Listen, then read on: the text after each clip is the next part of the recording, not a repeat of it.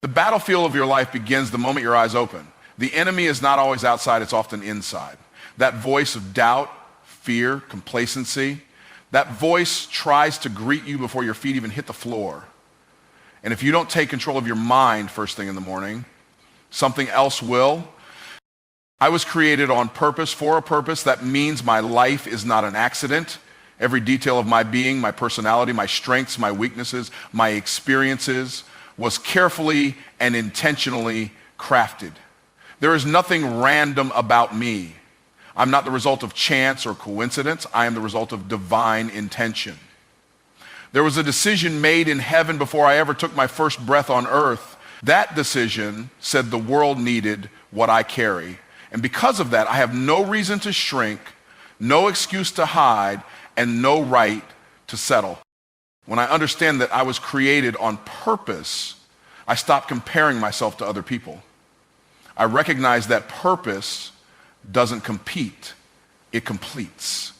I wasn't designed to be a copy of anyone else.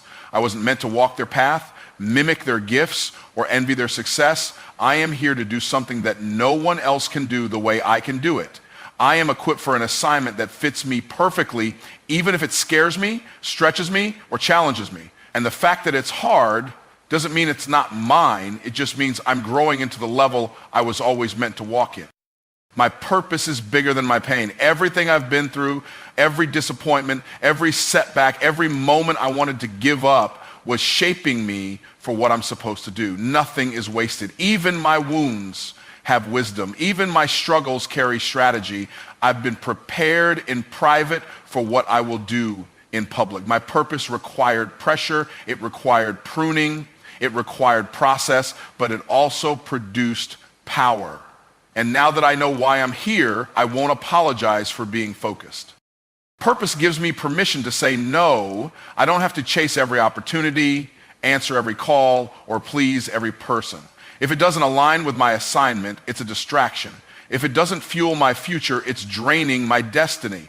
I can walk away from what looks good to stay aligned with what is good. I can say no to comfort to stay committed to calling. I can say no to temporary applause to stay faithful to eternal impact. See, I don't need validation when I already have a vision. Knowing I was created on purpose means I live with intentionality. I don't just wake up and go through the motions. I wake up with mission. I ask different questions. I seek out different rooms. I surround myself with people who speak to where I'm going, not just where I've been. I move differently because I'm not wandering and walking in purpose. And every step I take is a seed I'm sowing into my future. Every moment matters when you understand you're living for something greater than yourself. Purpose is not a job title, a platform, or a paycheck. Purpose is obedience to the assignment on your life. It's the quiet yes when no one's watching. It's the consistent excellence when no one is clapping. It's the decision to keep showing up when quitting would be easier. Purpose doesn't always feel glamorous, but it always produces glory. And that's why I pursue it daily, not for what I can get, but for what I was born to give. There's something inside of me that's connected to somebody else's breakthrough. I'm not just living for me, I'm living for the people my life will impact. That means if I don't show up, something is missing in the earth. If I don't speak, someone stays silent. If I don't build, someone's destiny is delayed. I carry answers, I carry healing, I carry solutions, I carry transformation. And the more I walk in my purpose, the more others are released to walk in theirs. I was created on purpose, and that means my life is valuable. I don't have to earn worth. I was born with it. I don't have to chase significance. I am significant. I am here because I was needed. I am breathing because I am becoming. I am alive because there is still more for me to do, more people to reach, more impact to make. And I will not waste another day acting like I don't matter. Because I do. Today I dominate my day does not dominate me. I wake up with authority, not anxiety. I don't roll over and check my phone before I check in with purpose. I don't let the notifications, the emails, or the chaos of the world set the tone for how I move. I set the tone. I create the rhythm. I determine the flow. From the moment I rise, I make a decision. This day belongs to me, not the other way around. I don't wait to see what the day brings. I show up and bring the day what I have already decided it will be. I am not a slave to the clock, the schedule, or the demands of others. I don't live in reaction mode. I live in creation mode. I don't spend my time putting out fires I didn't start. I build what matters. I move with clarity. I know what I need to accomplish, and I refuse to let distractions dictate my direction. My calendar reflects my calling. My time reflects my values. I don't allow urgency to overtake importance. I dominate my time by giving it structure, by guarding it with discipline, and by aligning it with purpose. I don't just go through the motions. I move with intention. My actions are not random. My steps are not wasted. Every phone call, every conversation, every task is filtered through a lens of impact. If it doesn't build, if it doesn't align, if it doesn't move me or someone else forward, it doesn't belong in my day. I don't need to be busy to be effective. I don't measure progress by how tired I am.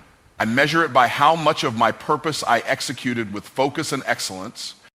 When problems show up, I don't panic, I prioritize. When obstacles arise, I don't retreat, I re-strategize. I refuse to let anything that comes at me break what's already been built inside me. I don't fold under pressure, I function in it. I was built to handle hard things. I was wired for progress. I was designed to lead. That means when the unexpected comes, I don't give up my power. I take even greater control. I shift, I pivot, I move forward with wisdom and faith. I command my energy. I decide what thoughts I entertain. I choose what kind of attitude I bring into every room I enter. I'm not controlled by moods or emotions. I feel them, but I don't follow them. I lead with principle, not preference. I do what needs to be done, not just what I feel like doing. Because greatness isn't built on convenience, it's built on consistency. And today I choose to be consistent with who I'm becoming. The people I interact with today will experience excellence, not excuses. I don't let other people's chaos become my culture. I don't absorb drama, I disarm it. I don't tolerate disrespect, I address it with clarity and grace. I protect my peace because it's the platform where my productivity is built. I show up with solutions, I walk in calm confidence, and I lead with emotional intelligence because that's what domination looks like in a world full of disorder. Every goal I touch today will feel the weight of my commitment. I don't just wish, I work. I don't just dream, I deliver. I track progress, I measure results, I celebrate wins, and I learn from losses. I don't waste time talking about what I could do, I do it. I take action. I take responsibility. I take territory. I don't wait for permission to advance. I move with the understanding that the authority to succeed has already been given to me. I dominate my day by being fully present in it. I don't dwell on yesterday. I don't fear tomorrow. I give my best to the moment I'm in. I bring my whole self to the task in front of me. My thoughts are clear. My heart is strong. My hands are diligent. I don't coast. I don't drift. I don't let the day pass me by, I take it. Every minute is a gift, and I use each one to move closer to the life I've been called to build. I am not average, and I refuse to act like I am. There is nothing ordinary about my design. From the way I think to the way I show up, I carry a uniqueness that cannot be duplicated. I don't need the world to validate it. I was born with it. I was crafted with excellence in mind, formed with intention, and filled with potential that exceeds surface level living. I wasn't created to blend in with the crowd. I was created to stand out with purpose. Average might be common, but it's not my standard. Acting average is easy. It requires no discipline, no vision, no fire. It allows comfort to become a cage and mediocrity to feel like success. But I've seen too much, dreamed too much, and survived too much to pretend I was built for the bare minimum. I don't chase average because average doesn't carry the weight of my calling. Average doesn't move nations, break curses, or build legacies. And because I've been called to all three, I have to move differently. I don't show up halfway. I don't give partial effort. I don't allow excuses to speak louder than execution. When I walk into a room, I bring presence. When I commit to something, I bring excellence. When I speak, I bring weight. Average people show up for applause. I show up to shift atmospheres. Average people seek approval, I seek alignment. And that mindset separates me in every environment I enter. I don't water down my brilliance to make others comfortable. I don't shrink my vision to fit someone else's level of faith. I'm not here to play small for the sake of blending in. I was born to shine, and I refuse to dim what God put inside of me. Playing average doesn't protect me, it sabotages me. It disconnects me from the level I was designed to live on. So I choose every day to walk with boldness, to speak with authority, and to operate in the fullness of who I am. Being uncommon means I have to be uncomfortable. I say no to distractions others entertain. I build when others complain. I grow when others quit. The standards I hold aren't for appearance, they're for alignment. Because greatness doesn't happen by accident. It's built by decisions made daily, often in silence, long before the spotlight ever comes. I do the unseen work because I know that's where real transformation lives. I don't envy the results of average people because I'm not running the same race. I'm not in competition with those who settle.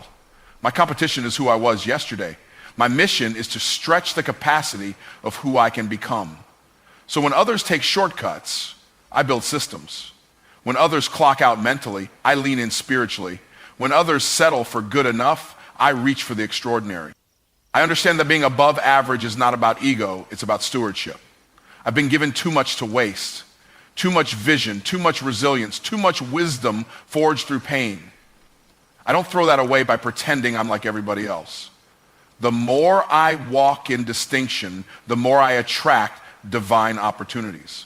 The more I embrace my difference, the more I multiply my impact. I wasn't just made different, I was made for different. I am not average, and I don't entertain average habits. I don't speak average language. I don't make average investments in my mind, my faith, or my craft. I surround myself with people who challenge me to grow, not people who comfort me into staying small. I pursue mastery, not mediocrity.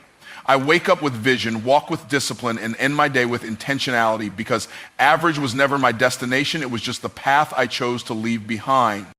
I operate from faith, not fear. Faith is the lens through which I see every possibility, every challenge, and every opportunity. It's the belief that what's meant for me will find me, that the doors I need will open, and the provision I require will be provided. Faith isn't a passive feeling. It's a powerful force that propels me forward even when the path seems unclear. Fear, on the other hand, is a weight that drags me back, that questions every step and makes me doubt my ability. Fear says wait, but faith says move. And I choose to move. Fear wants me to shrink, to second guess, and to stay within the confines of what's comfortable. It whispers, what if you fail? What if you're not good enough? What if it doesn't work out? But I refuse to listen to the voice of fear because I know that it's not the voice of truth. Fear seeks to paralyze me with uncertainty, to stop me from stepping into the very purpose I was created to fulfill. But faith fuels me with a confidence that no matter the obstacles, I am equipped for the journey. It's not about having all the answers, but trusting that I will be provided with the wisdom when I need it. I choose faith because I know that faith moves mountains. When others see a wall, faith sees an opportunity. Where fear sees impossibility, faith sees a door waiting to be opened. Faith doesn't ask for guarantees, it steps forward believing that the steps will be ordered. It's not about a perfect plan. It's about trusting that the plan is perfect, even when the details are unknown. When I operate from faith, I take risks, I challenge the status quo, and I pursue dreams that others might think impossible because I know that faith always makes a way where fear sees none. Fear would have me believe that I am limited by my circumstances, that I am bound by what I've been through or by what I lack. It would tell me that my past mistakes define my future potential. But faith shifts my perspective. Faith says that I am not bound by the past, but that I am defined by the grace that is constantly unfolding in my life. Faith reminds me that the same power that raised the dead lives within me. It empowers me to break free from the limitations that fear tries to place on my mind and my heart.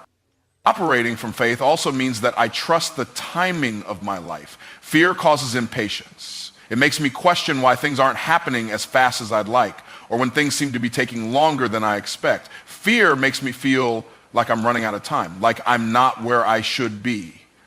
But faith teaches me that timing is everything. Faith reminds me that what is meant for me will come to me in its perfect season. I don't rush God's plan. I rest in knowing that it's unfolding in divine timing, and I don't have to force anything to happen. Faith gives me peace while I wait, knowing that everything is working together for my good. I operate from faith because I understand that the fear of failure is an illusion. There is no failure in faith, only lessons. Every setback, every challenge, every moment that doesn't go according to plan is simply part of the process of growth. Fear would have me avoid taking chances, but faith invites me to take bold actions even when I'm uncertain. I understand that each step forward is a step toward growth. Faith teaches me that it's not about being perfect, it's about being persistent. I know that even when things don't go as planned, they're still going according to God's perfect plan. Faith also teaches me that I am not in this alone. Fear would have me believe that I'm doing everything in my own strength, that I'm carrying the weight of my dreams by myself. But faith reminds me that I have divine help. I have the support of a higher power that is always with me, guiding me, protecting me, and opening doors I couldn't open on my own. Faith gives me the strength to keep moving forward when I feel weak and the courage to keep going when the road is tough. I operate from faith because I understand that fear is not a permanent state. It is a feeling that can be overcome, a battle that can be won. Faith isn't the absence of fear. It's the decision to move forward in spite of fear. When fear rises, faith rises higher. Faith is the antidote to the paralysis that fear seeks to impose. When I trust that my steps are ordered, when I believe that I am capable, when I know that the outcome is already secured, fear loses its power. Faith shifts my mindset, my emotions, and my actions, allowing me to move in boldness, to act with confidence, and to live with a conviction that the best is always yet to come. I expect favor, and I walk in it.